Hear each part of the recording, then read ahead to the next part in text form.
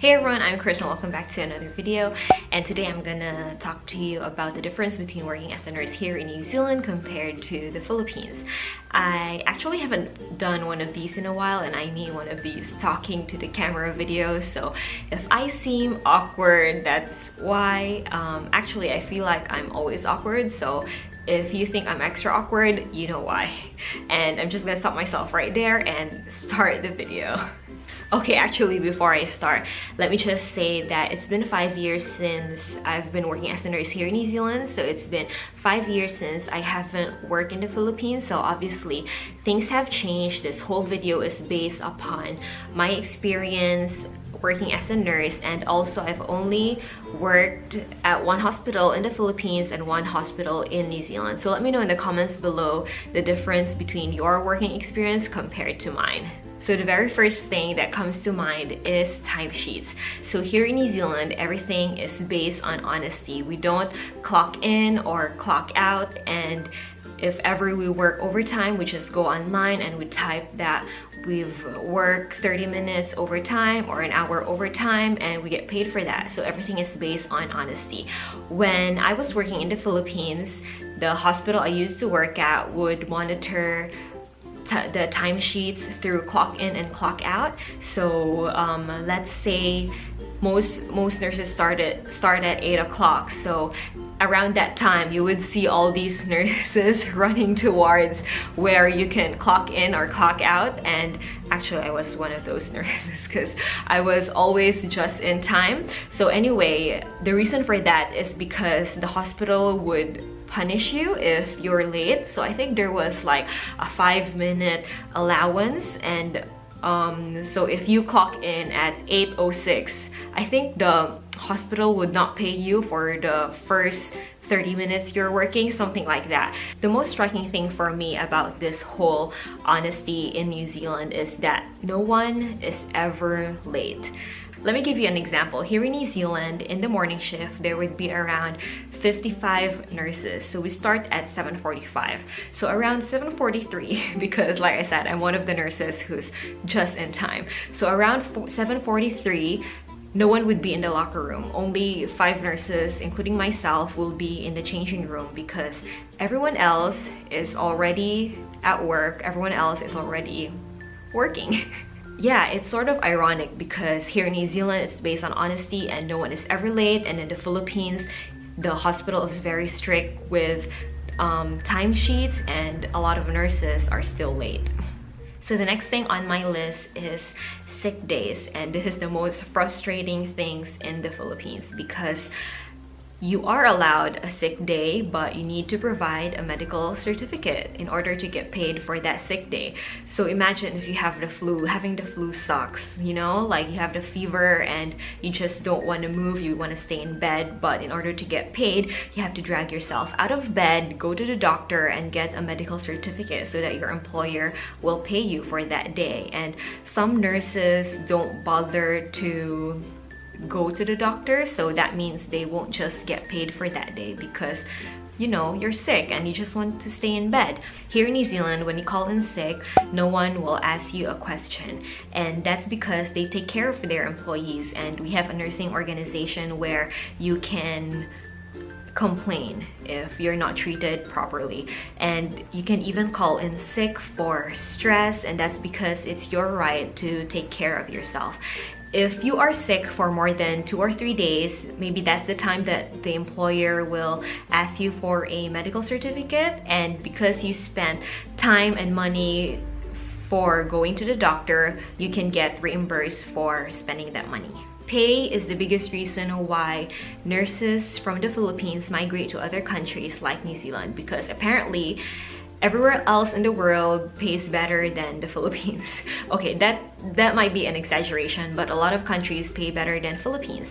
So I had to Google this information because it's been a while since I've been a nurse in the Philippines, but it's the same everywhere else in the world. The work is the same. Nurses take care of people. They're the majority healthcare worker in the hospital, and they save lives. Nurses take care of people and they're responsible for your life, and that responsibility in the Philippines will pay you 9,000 pesos a month, or 243 New Zealand dollars a month. To give you a comparison, a new graduate here in New Zealand gets paid around $23 New Zealand dollars an hour. So let's say Amy is a new grad here in New Zealand and Amy gets paid $23 an hour. And if Amy works a total of 10 to 11 hours straight, Amy would get paid the same amount as a nurse in the Philippines who's worked for one whole month. So imagine that, 10 hours of work compared to 1 month of work. The difference is huge, the difference is massive. It's mind-blowing, it's appalling. I don't have any more words for that. So personally, I don't know how I survive with 9,000 pesos a month. Well, actually I do, and it's because I live with my parents, and that was a big help. So thanks, Mom and Dad, I really appreciate it. And it's a big help because you don't have to pay for rent, you don't have to pay for your water, electricity, internet, and yeah, I only paid for my cell phone, I think. And I gave them money to help with the bills, but it wasn't a large amount of money. So thanks, Mom and Dad, I miss you. So going back to the pay scale, like I said, new grads here in New Zealand gets paid around $23 an hour, so that's level 1, and it goes up to 5 levels. So the maximum is level 5, and level 5 nurses gets paid around 33 New Zealand dollars an hour.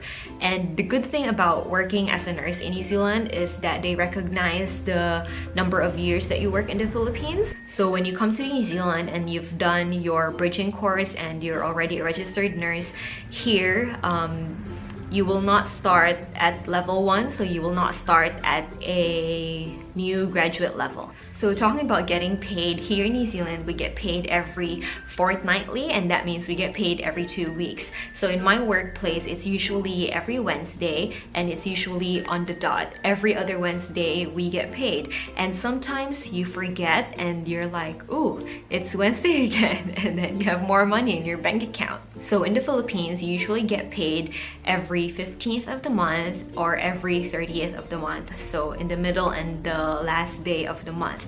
And because nurses don't get paid much, we have this term called tingbits or tingbitay. I don't have to explain this to the Filipino viewers, but for non-Filipinos watching this video, it literally means that you're hanging on for dear life.